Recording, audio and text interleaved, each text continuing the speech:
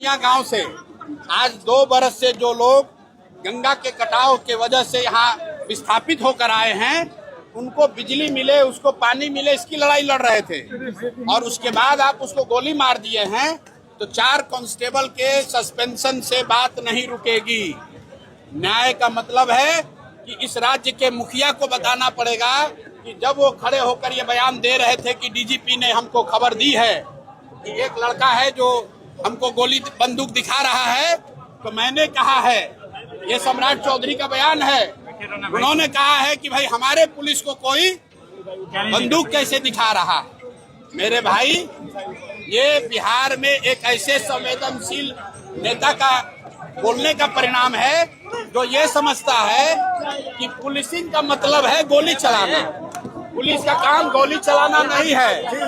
सम्राट सरकार इसलिए आप इस बात को समझ लीजिए, पुलिस का काम गोली चलाना नहीं है। पुलिस का काम समाज की रक्षा है, और जब रक्षक ही भक्षक बन गए हैं तो समाज को खड़ा होना पड़ेगा।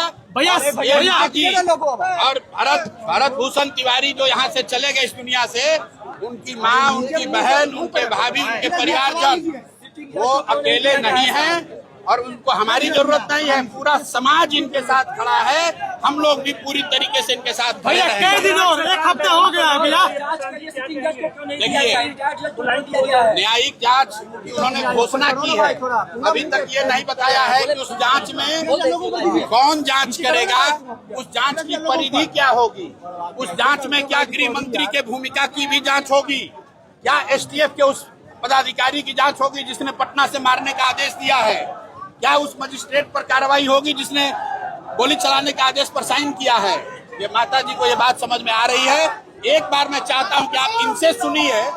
जी, मुख्यमंत्री ने कहा कि विरोध करने वाले करते रहे, अपराधियों को नहीं छोड़ेंगे। अरे भाई, मुख्यमंत्री के पिताजी का राज नहीं है, ये बिहार के लोगों का राज है, जनता का राज है, लोकतंत्र है, संविधान है। ये देश बिहार संविधान से चलेगा, सम्राट के राज से नहीं चलेगा। प्रशांत जी, कब तक? 1 हफ्ता हो गया, और कब तक? कितना दिन और कितना दिन लगेगा? कितना दिन लगेगा? अभी तो उस बच्चे का 10 कर्म भी नहीं हुआ। आप 10 दिन 15 दिन समय दीजिए।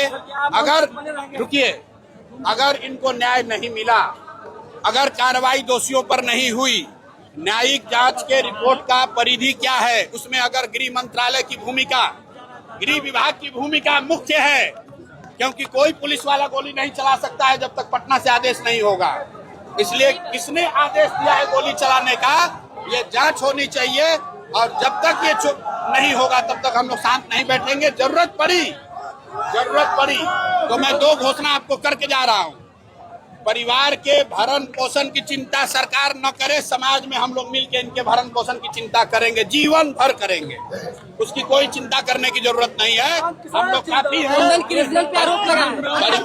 परिवार के भरण पोषण के लिए जो लोग आकर यहाँ पैसा दे रहे हैं, मैं उन सबको निवेदन करूंगा कि आप इनकी मदद करना चाहते हैं तो इनको न्याय दिलवाइए, पैसा की चिंता मत कीजिए।